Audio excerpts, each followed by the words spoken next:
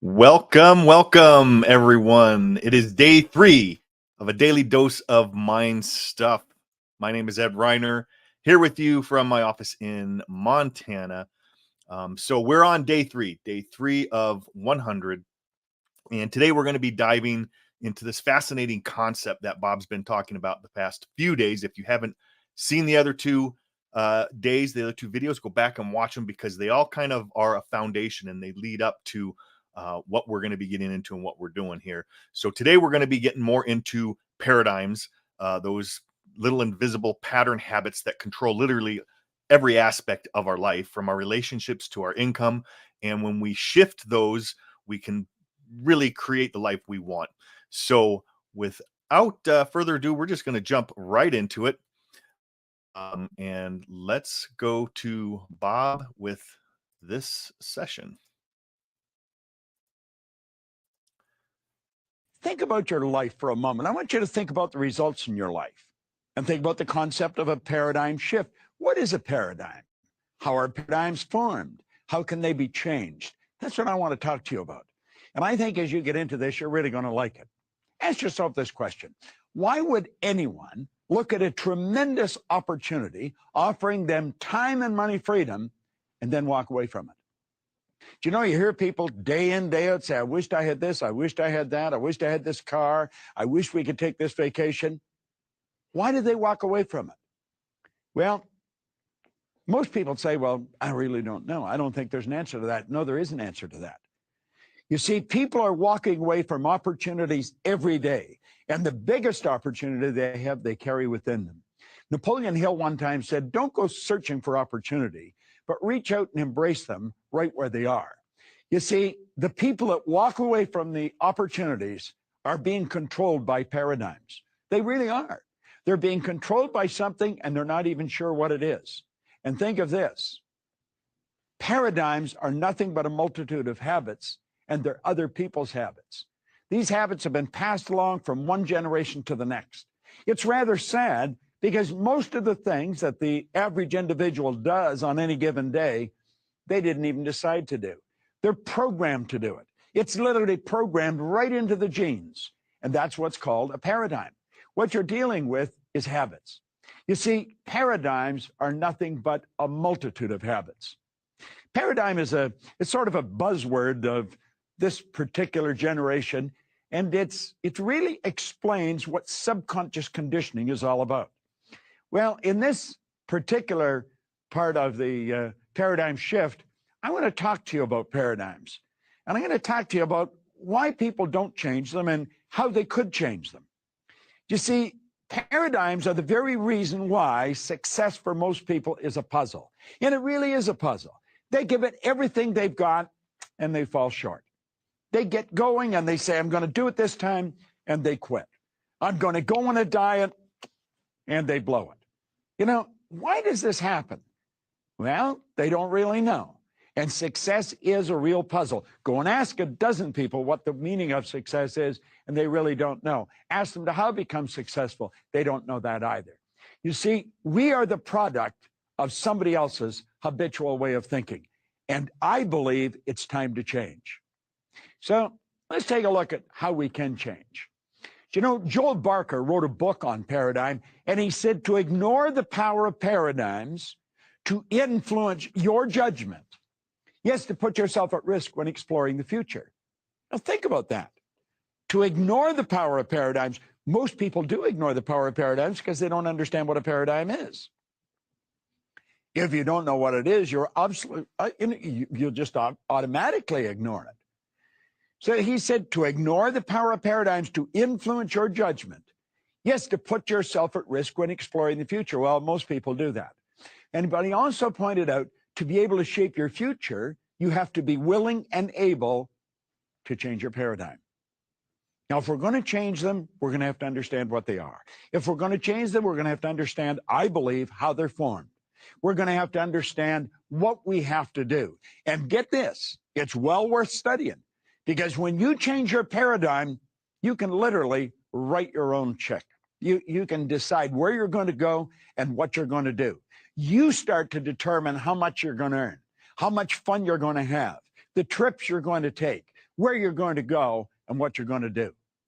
Now, to start off with, there's only two things you really have to know to succeed. Sounds pretty simple. First one, you have to know where you are. You know, most people don't know where they are.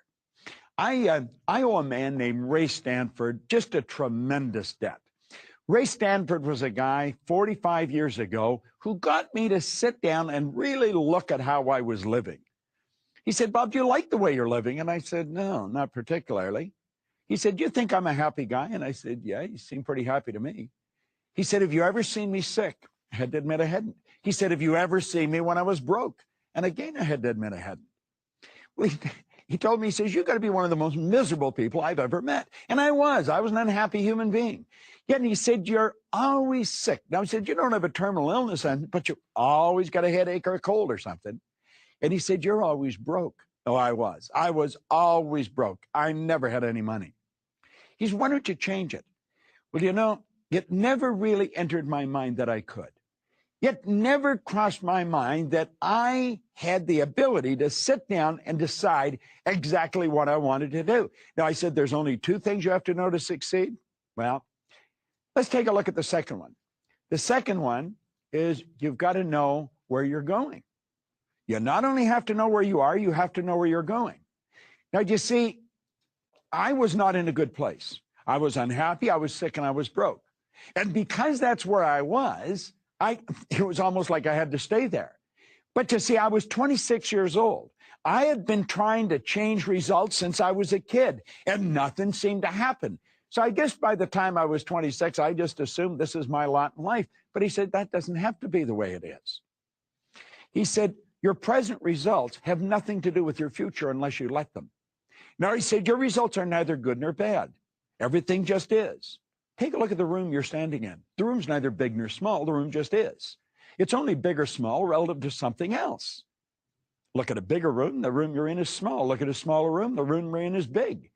Well, he said, your results are neither good nor bad. Now, that has to do with the law of polarity. Law of polarity decrees there's two sides to everything. It's also the law of relativity. We have to relate things. So he said, you know, relative to most of the population of the world, you live like Solomon in all his splendor and glory. So that's not the deal. He said, you're not where you want to be. So he said, let's ignore where you're at now that you know where you are, and let's think of where you want to go. Where do you really want to go? Well, you know, it'd been so long since I dreamed that I really didn't know. And you know what I found? I found most people don't know. But if we sit down and take a pen and a pad and ask ourselves, what do I really want to do? We can do it. Now, you see, there's a part of the paradigm that stops us from doing that because we immediately asked, how am I going to do it? How doesn't matter. Hillary didn't know how to get to the top of the mountain until after he got there. I had the good fortune of working with Edmund Hillary on 3 different occasions. The only thing I saw different about him and anybody else was his size and his determination and his vision. See, no one had ever been to the top of Mount Everest. No one had ever stood on top of the world until Hillary did. There's over 1,000 people have done it since then. You see, what about the Wright brothers? No one had ever flown, but they did. You see, it doesn't matter how you're going to do it. What matters is what you're going to do. So think about this. Who are you? Now, that's what Ray started off by asking me. He says, who are you? I said, what do you mean? I said, I'm Bob. No, he said, that's not who you are. He said, that's your name. Where's the guy getting that? You know, I'm not my name. Now, he said, Bob and Proctor is your name, but it's not you. He said, they're 2 words you use as your name. You could change them if you want. You probably won't. But that's not you. And I said, well, this is me. No, he said, that's your body. You've never heard anybody phone into work and say, body's not coming in today. It's sick. Think of it. You never say anybody say, I am hand, I am leg. It's my hand, my leg, my name, my body. These are all things we have. We've got to really stop and think, who am I? Now, you know, when you do that, you're going to come up with some pretty good answers. We are spiritual beings. That's who we are. We are a soul. We don't have one. We are one. We are spiritual beings. We have been gifted with an intellect. We have intellectual factors. We've got magnificent mental tools locked up inside of us, and we live in a physical body. Now, it's how we use our intellectual factors that's going to dictate our emotional state. And our emotional state is very likely going to control how we behave. Now, we're going to get into a lot of this later on, but, you know, that's the way it is for right now. Now, I have mentioned 1,000 times, if I've mentioned once, we think in pictures. You see? Now, if you think in pictures, I am spirit, I have an intellect, I live in a physical body, and you get a picture when you're thinking of yourself, what picture? You get the physical picture. It's the picture that reflects back from the mirror. It's the picture of the thing we dress. And so we think this is us. This isn't us at all. We've got to get an image of ourselves. We're spirit. Nobody's ever seen spirit. We see the expression of spirit. Spirit's creative. We're creative. Now, think about this for a moment. Dr. Truman Fleet in 1934 realized that we had a real problem. No one ever saw the higher side of a person's personality. So he said, I'm going to make a picture. And he said, there's a picture of the mind and the body. Now, I want to recommend you do what I've been doing now for close to 40 years. You see, I had been studying this for around 5 years, 8 years, something like that, before this picture was presented to me. Leland Val Vanderwall presented this to me, and when he did like that, everything came into order in my mind. I had been studying all this material about the mind, but I didn't have an image. See, most people, when they think of the mind, they think of the brain. The brain isn't the mind any more than a fingernail is. Brain is an electronic switching station. It's your brain that you activate to set up new vibrations in your body. And the vibration causes you to act the way you act. Your vibration dictates what you attract. You know that everything coming into your life you attract. So what we have to learn to do is, how do we work with the mind? Well, I'll tell you what I do. I see my head as my mind and everything from the neck down as being the body. Is that the way it is? No, of course not. But that's an image that I'm working with. All right. Now we take the mind and we break it into two parts. We have the conscious mind and the subconscious mind. Now, I think there's probably 150 names for each. You know, the conscious mind as well as the subconscious. Some areas they call the subconscious the unconscious, and some call it universal intelligence. Call it whatever you want. We don't care what you call it. Let's understand how it works. Your conscious mind gives you the ability to choose. It's very powerful. Your subconscious mind does not have that ability. Now, your subconscious mind is your thinking mind. Or pardon me, your subconscious mind is your feeling mind. The conscious mind is a thinking mind. All right? The conscious mind is your thinking mind, and you have hooked up to your conscious mind your sensory factors. So let's look at this for a moment. What do most people think? Well, they think according to what's going on outside of them, because these sensory factors are picking up that information. And then they feed it in, and they think in pictures, and they turn it over to their subconscious, and that's what causes them to feel the way they feel. You see, what you think and impress upon your subconscious controls the vibration you're in. That controls how you act and produces the results that we're getting. Now, you can think anything you want, but when you were a child, you couldn't. Let me back it up. Your subconscious mind is wide open to, you can put in anything you want. When you were a baby, your subconscious mind was wide open. See, whatever went on around you come right into your subconscious mind. Now, right now, you can block everything out of your subconscious mind. You can do it with your conscious. You can mentally choose the ideas that you put in. You take a look at something, you don't like it, just reject it.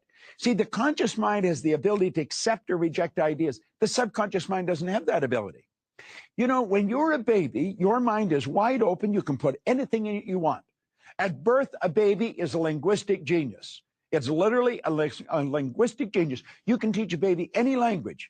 I have some associates of mine in Kuala Lumpur in Malaysia. They have a little 4-year-old boy speaks 4 languages. Do you know that you can teach a baby to read before it can talk? Now, somebody will say, well, I don't believe that. Well, then you probably wouldn't do it. The reason we don't teach babies to read before they can talk is because we don't get any feedback. We don't understand how their mind works. We don't understand that we can program it, and yet we are programming it. Whatever we're talking about, whatever's going on around that baby is going right into the baby's subconscious mind. Where did you get the idea that you went to work to earn money? Do you know that working is the worst way to earn money?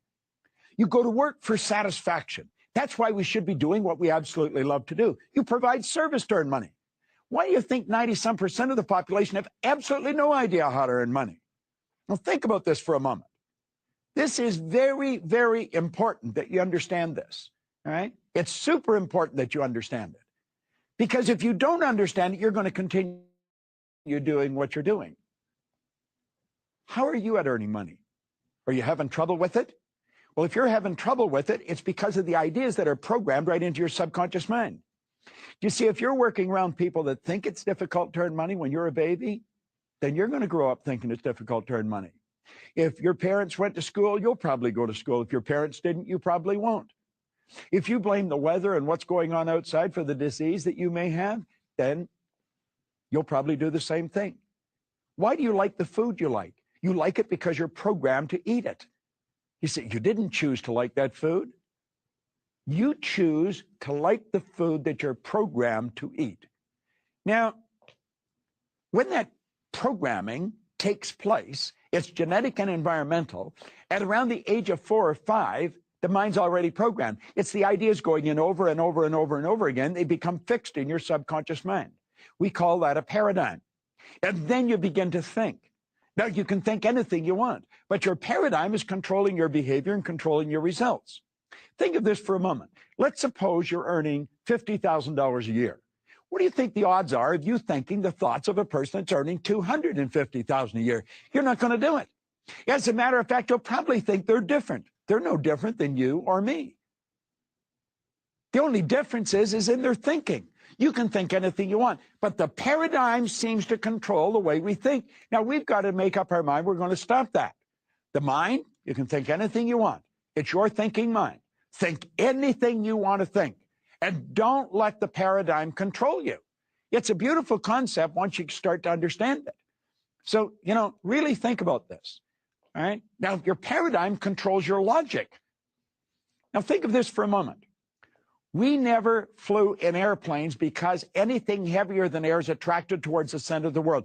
It was totally illogical to think that we could build something of metal and have it fly through the air carrying people. That was illogical, but we're doing it. See, it's logical now, but it wasn't when the Wright brothers got the plane off the ground.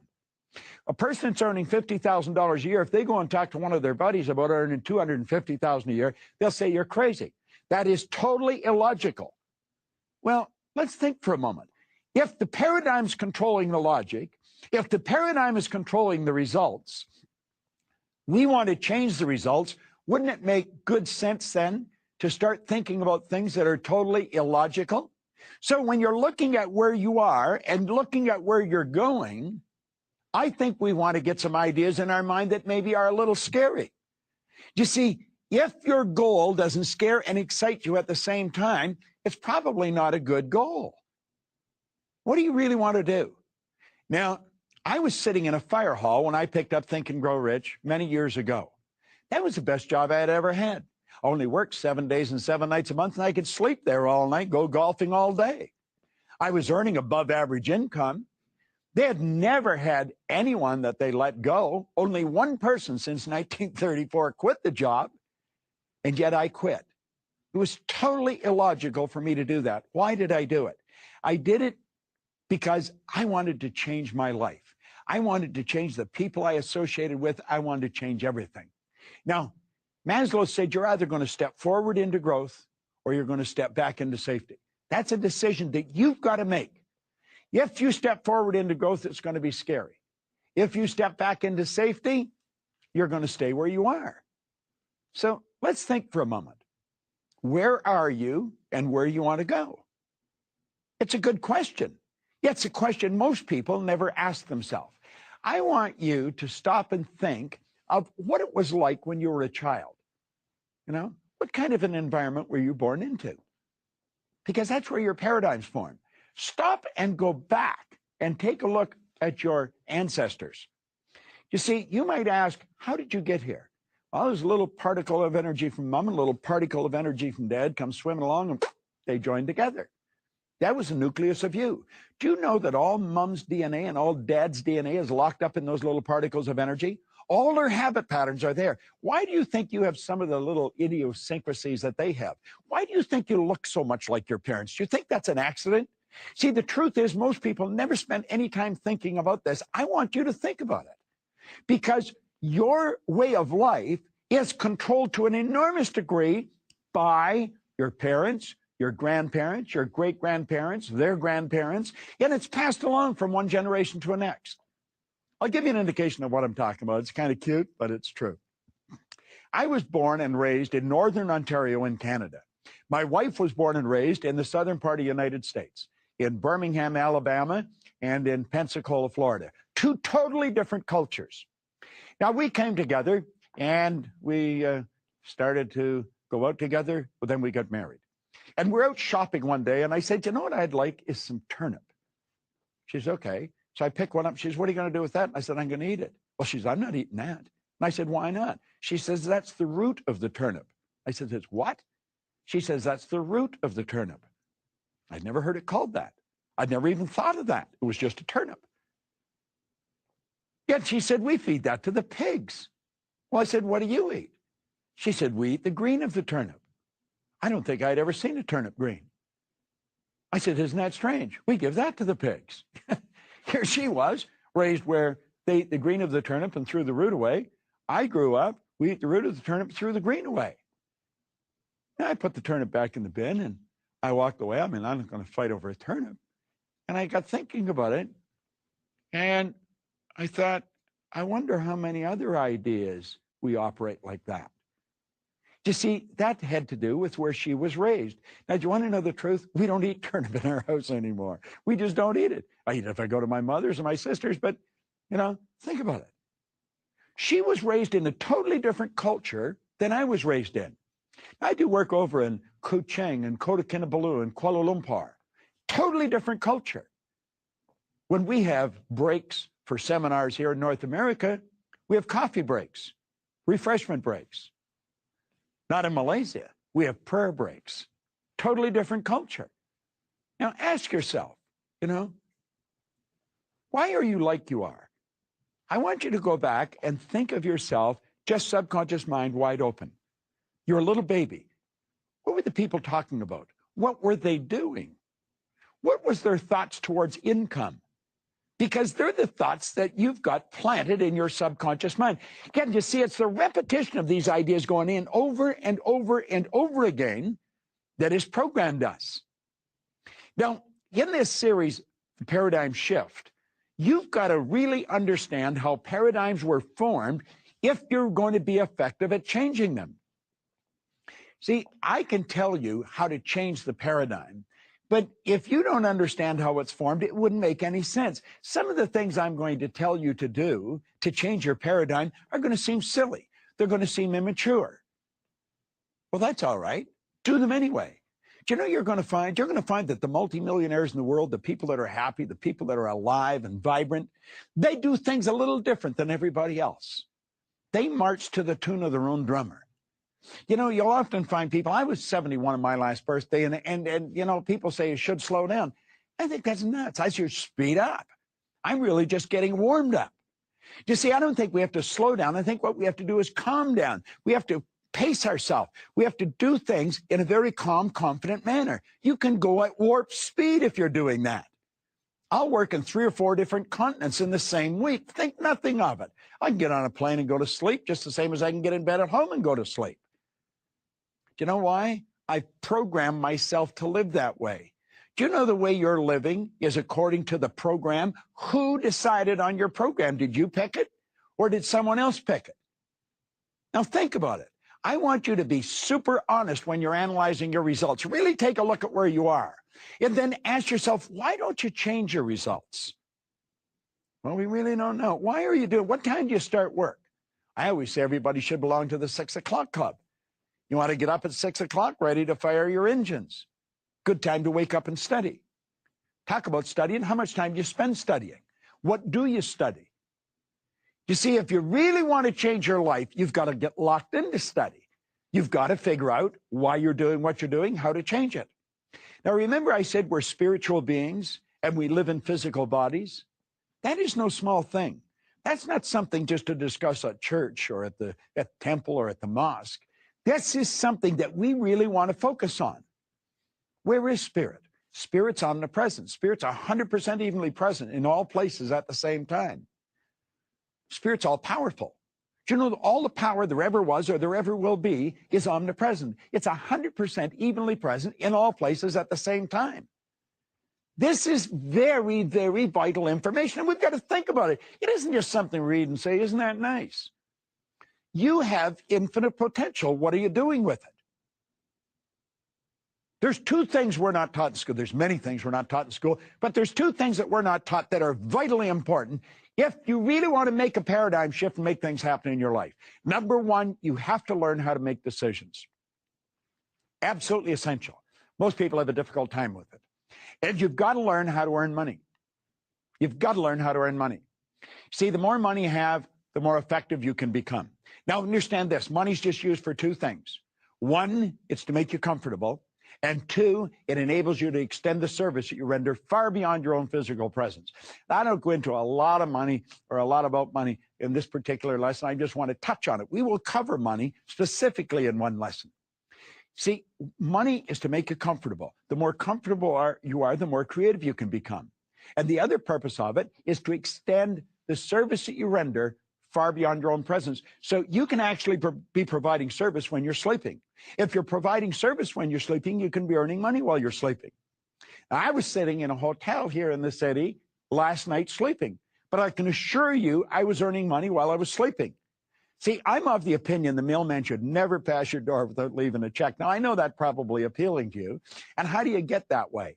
You get that way by making up your mind that you're going to write the next program for your subconscious mind. You're not going to let somebody else do it. So we start to evaluate where we're at, what we're doing. How much time do you spend thinking? And what do you spend time thinking about? I spend a lot of time in planes. I am leaving here where I'm shooting this particular series in Dallas, and I'm going to fly immediately to London. And then I'm going to go from there right back to Toronto, and from there out to Utah. Now, this is all happening in a week. So I'm going to be spending a lot of time in the air. I was flying over to Kuala Lumpur from Toronto every month for approximately 5 years. It's 25 hours in the air from Toronto to KL. And if you go any further, you're coming back. So it's a lot of riding. And I have that time for me. No disturbances. I play with words and numbers. I spend all the time in the air playing with words and numbers. And I'll build things in my mind. And then I lay down a track that I want to run on, how I'm going to execute it. Now, when I get a great idea, I'll write it down. If it's still a good idea a week later, I know that I'm onto something. And then I'll put together a team of people to execute it. You see, I think you should have a team working with you. And if you're going to make a paradigm shift, that's vitally important. So think. You've got to make decisions. You know, Napoleon Hill said that the people that win in life make decisions very fast and change them very slow, if and when they change them at all, like that. You're going to find the people that have problems in life, they make their decisions very slow and they change them frequently and without any cause. Why would an individual do that? It's part of the paradigm. Take a look at how you're living. Start to analyze. What do you do when you get out of bed in the morning? There's a pattern that you follow. The pattern is the expression of the paradigm. How much time do you spend sitting down to do nothing but create big ideas to improve the quality of your life? Don't say you haven't got time. Everybody gets exactly the same amount of time. We get all there is. So what are you doing with your life? How do you spend your days?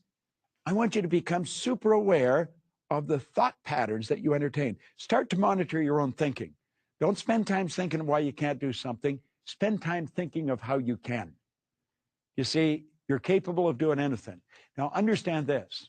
You're either going to go forward into growth or back into safety. Now, I want you to also remind you that there's no shortcuts, but you can take quantum leaps through the transference of experience and information. This is Bob Proctor with Paradigm Shift. I want you to join me next time. Thank you. Okay. So, another great session.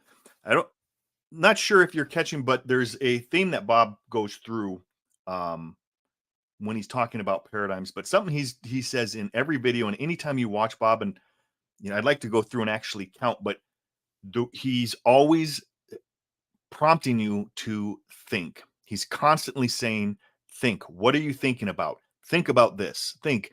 We really need to start thinking, because most people don't think. I think Earl Nightingale said that if most people said what they were thinking, they would be speechless, because most people think they mistaken mental activity for thinking, but most people aren't thinking. They're remembering things, but they're not thinking of ways, like Bob said, of how they can do something. They're thinking of all the ways that they can't or why they can't, instead of just of thinking about what they want. So some notes that I was jotting down, he brought up again the two things that we have to know in order to go after our goals or for us to succeed. One, we have to know where we're at. Two, we have to know where we're going. And that's something that's important, is that we have something that we're going after. We have a target that we're striving for, a goal that we're going to reach. He emphasizes on there, it doesn't matter how we're going to reach this goal. How doesn't matter. And most people get hung up on that because they want to know, well, how am I going to do that? Because that's what we've been taught since we were little kids. You ask, mom or your dad for, I want to do this. And the first thing is, well, how in the hell are you going to do that? Well, we don't know how. If we knew how, we would do it. Okay, so the how doesn't matter. We have to decide on what we're going to do. Nothing matters until the decision is made. And then he talked about decision, that people don't know how to make decisions. And that's something that's true. And he referenced Napoleon Hill. Napoleon Hill in Think and Grow Rich, he wrote a whole chapter on decision.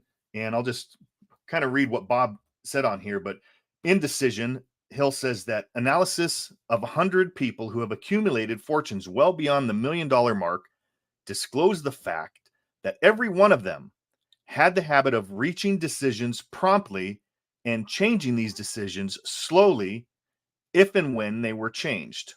People who fail to accumulate money without exception have the habit of reaching decisions, if at all, very slowly, and then changing those decisions quickly and often. And then later on, he says, the majority of people who fail to accumulate money sufficient for their needs, so just sufficient for their needs, are in general easily influenced by the opinions of others. They permit the newspapers and the gossiping neighbors to do their thinking for them.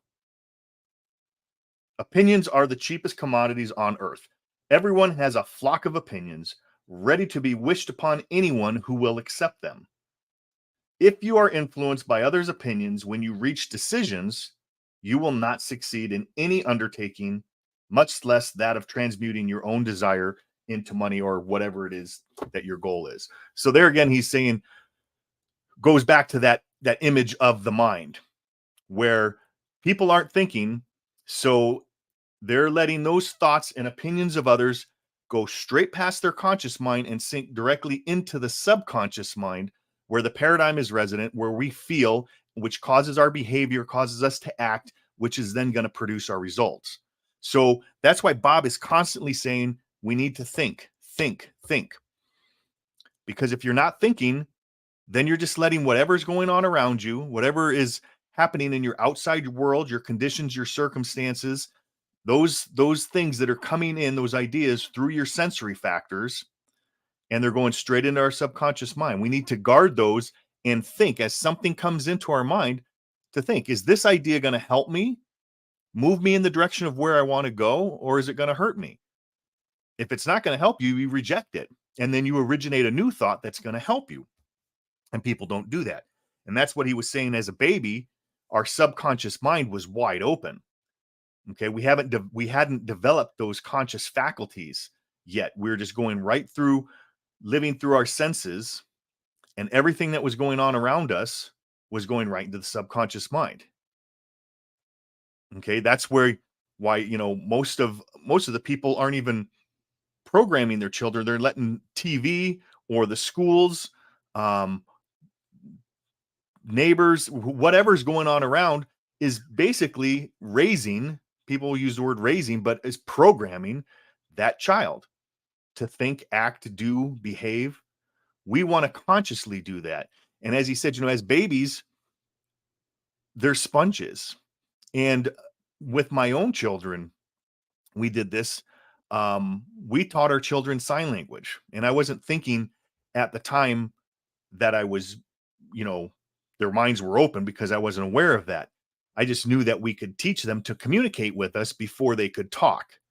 And we were able to do that. They could tell us when they went to the bathroom, when they wanted food, when they wanted water, all by sign language. And it was through the repetition of just doing these things over and over that it was going straight into their subconscious mind that they picked up that behavior, because it was all subconscious, and the subconscious controls the behavior and the actions. So if you have a small child, look into really teaching them, trying to get them to learn how to read. Even reading to children, they've shown, and studies have shown, that it increases their intelligence as they get older, because you're getting right into their subconscious mind.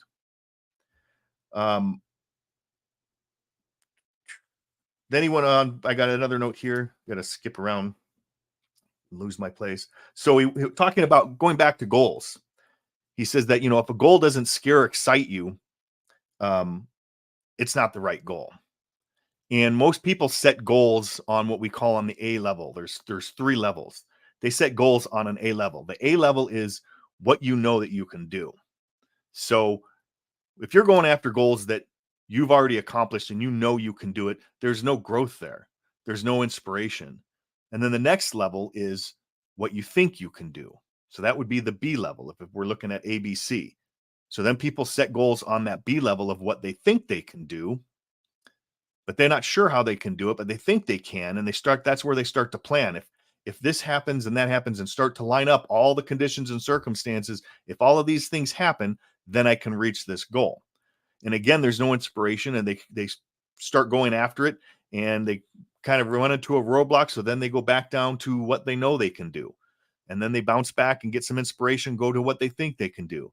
And they're going from what they think to what they know, and what they think no, back and forth. And there's no inspiration. And eventually they start giving up on it, and they go back to the comfort zone, which we'll talk about later, because they're kind of hitting a terror barrier, which I think is in the next episode or two. And what Bob's saying is, if you go after something that you want, you go after a C-type goal that's super big, that you have no idea how you're going to get it, but you want it. That's the key. You fantasize, you use your imagination, and it's something that you really want. Those goals are going to excite you, and they're going to scare you at the same time, because you have no idea how you're going to do it. Once you make the decision that you're going to go after that, then the ways will start to be shown as you start to move. But the way to do something doesn't matter until you make the decision to do it. And we'll get into that later on. So Bob had mentioned that study is so important. A lifetime of study is how we gain understanding and awareness. And it's through the repetition of these ideas. And that's the whole encompassing idea of this video, is repetition. It's how these paradigms were formed. It's through the repetition. My children, is the repetition of showing them certain signs with certain things over and over and over and over again, that it started to happen. The repetition of an idea being put into your subconscious mind when you're a child, that builds that paradigm, that builds your self-image, that your self-worth. It's the repetition. So that's why he's saying study. What do you study? That's what this is. This is what I study on a daily basis, and I'm sharing it with you. Now, I study other things. I've got books over here that I read, and I study, constant study every single day. Because as you do that, new ideas are starting to go into your mind. You're thinking, you're studying causes you to think. So you want to be doing it every day. And that's why I'm sharing these things with you, that you can watch this with me. You can watch it on your own. And through the repetition, these ideas will start to sink into your subconscious mind and build your awareness. I would suggest watching these a lot, because the information that Bob is laying out in these several videos we're going to be watching is a foundation, but he's going over a lot of stuff really quickly. It's amazing that watching these, since I haven't watched them in so long, but I've been studying Bob's for so long and have a better concept of these ideas.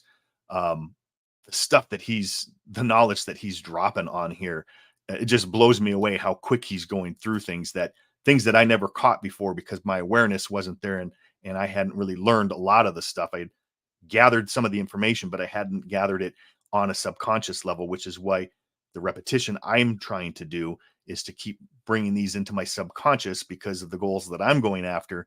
And I know, like he said, some of the exercises he says are silly. Some of them seem stupid when you're doing it. It's like, why do I have to do this?